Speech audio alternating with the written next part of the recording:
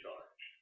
There's some other solutions out in the market where they'll talk about their pre-operating systems, but then you come to find out that you cannot get upgrades for new versions of it without a support contract. We don't believe it. We really think that's the wrong approach. And the hardware lifetime, we'll talk about this a little bit more besides with our development schedule. Next slide, please.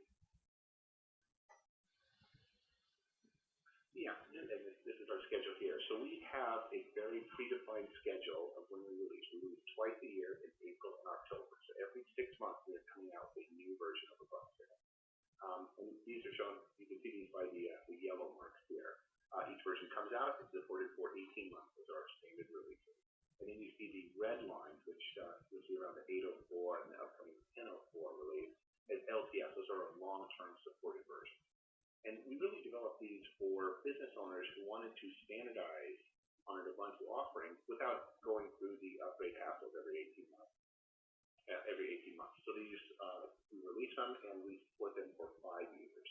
And we really think that after 5 years, that's quite a bit of time. You're probably looking at upgrading your hardware at that point, and there's probably new applications or stacks or technologies that you'll want to take advantage of. So that was sort of the thought going into this. But we do come out with a regular release cycle that's every 6 months that allows us to support new hardware as it comes onto the market very quickly. Next slide, please.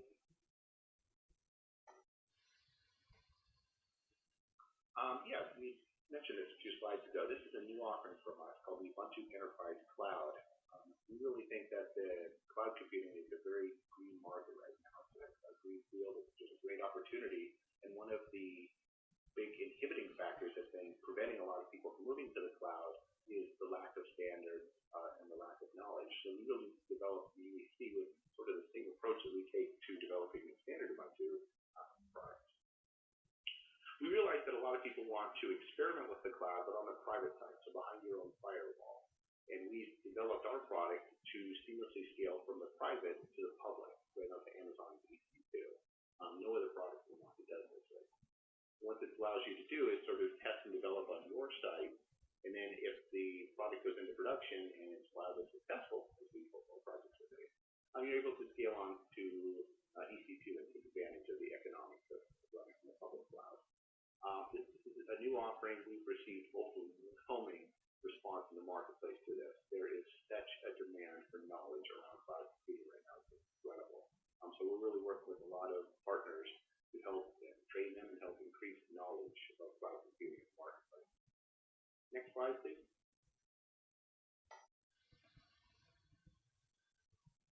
Okay, so here we are. We'll talk a little bit about the platforms. You see the platforms out at the top, which are the products we put out, the desktop, server, and our UEC offering. And then sort of the services. We offer all these services on all the platforms that's below. So we offer support contracts around desktops, around servers. We offer professional services. We have cloud support. We have being service engineers or consulting services. We do extensive training of both solution providers and their customers. Everything from basic, what is Ubuntu 101, to very advanced technical topics. We have a very defined training course packet that we set out to customers that want to get Linux certified or Ubuntu certified. And we also have Landscape, which is a relatively new offering from us that focuses on systems management. So it's a web-based GUI console that allows you to manage your Ubuntu or Debian servers and desktops from one convenient console. Allows you to do package management, security updates. And we really find this becomes an issue with customers when they get to usually about 24 machines. It becomes too many to go into each machine, log into it, and make sure it's updated, update the repository, log out, go to the next machine. So this gives them a handy web-based console to be able to do that. This has been, in particular, a big hit with data farms and ISPs where they have hundreds or even thousands of machines. Next slide, please.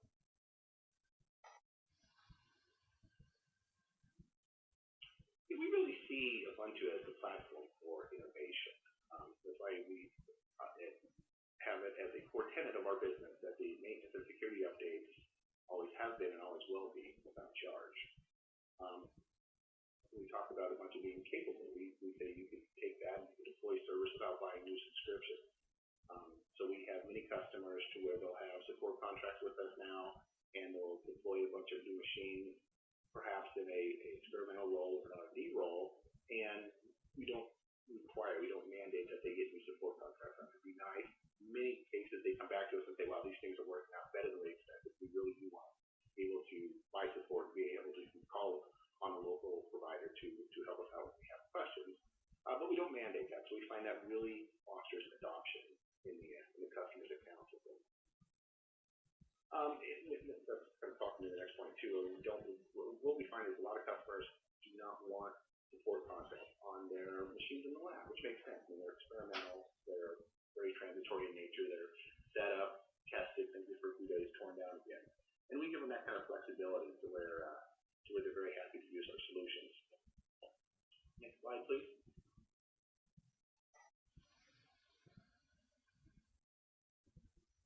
Yeah, just like we mentioned a few days ago, or a few slides ago, we really see Windows 7 as a tipping point in the marketplace. It was a little bit different a few years ago with Vista. This time around, it seems to be quite different. A lot of businesses held off on upgrading to Vista by extending the life of their XP machines. So what we see now is that there is quite a built-up demand of companies that are looking at some sort of upgrade. They've perhaps been running a Windows environment for several years, and they're looking at a very large stair-step upgrade up to a current platform. And a lot of them are starting to really look around the marketplace and say, there must be alternatives to one. A lot of those have been coming to us, have been coming to IBM and saying, I want to do something different. Can you help? And this is really sort of the core driving principle behind our relationship with IBM is we wanted to come out with a package that made a lot of sense to these customers. So it's natural that IBM would want to work with us. We're a leader in our space, as they are too. And we've got a little screen capture here of our page up at ubuntu.com that focuses on the IBM client for smart work, including a link you can download right there. For solution providers, we really think that there's a very strong case to be made for the business here. Ubuntu and Canonical have a very strong focus on the entire ecosystem, along with holding partners like Virtual Bridges, which we'll hear from in a moment, and companies like Lotus. We're backed by a service business, and as I've said over the previous couple of slides, is we don't charge for our product. What we do charge for, and what Prompt is a business for, is to provide services around that. So we see it as our mission to really support the ecosystem by supporting partners who have a commitment to open source, to open solutions. And the feedback we've gotten, we've been in for a few years, the feedback we've gotten from these partners is that they're actually making better money at this. Whereas they're getting tired of competing in a commodity business where they're getting beat up over 2 points over maybe a hardware margin. What they're seeing is that they're getting a lot better margins with the professional services. So they're actually quite happy with this transition. It's been very good business for them. As I mentioned here, we do have flexible channel partners. We have, I'm one of the channel managers for Chronicle. I handle US West. I have a peer that handles US East. And we work with partners every day who will say, well, I like this aspect of the program, but I really want to do something around this. And we work them to put in custom solutions that really take advantage of both of our strengths. And many of them are going to market and are having very good success with us right now. And we do have demand generation and marketing support. So we like to support our partners, work with them, and really promote their solutions in the marketplace. And at this point, I would like to introduce Jim Curtin, the CEO of Virtual Bridges. Thank you, Charles. Appreciate it. I want to step into a broader dimension here on the value proposition for this solution and how it relates to partners and focus on the desktop management. So today here we've talked about the total cost of ownership and how the IBM client for smart work and the value of Ubuntu will help you drive value for your business and how you can make money off that. But one of the biggest trends out there, and Charles alluded to the cloud, but a segment of the cloud, which is known as virtual desktop infrastructure, is really ramping up fast. And it's a huge opportunity for everyone to make money right now because there are no clear leaders, and there is this inflection point that Anthony and Charles have alluded to with Windows 7. We're looking at a big desktop refresh coming, and everyone is going to be looking at not only what is the right platform to run for my users, but how do I manage that?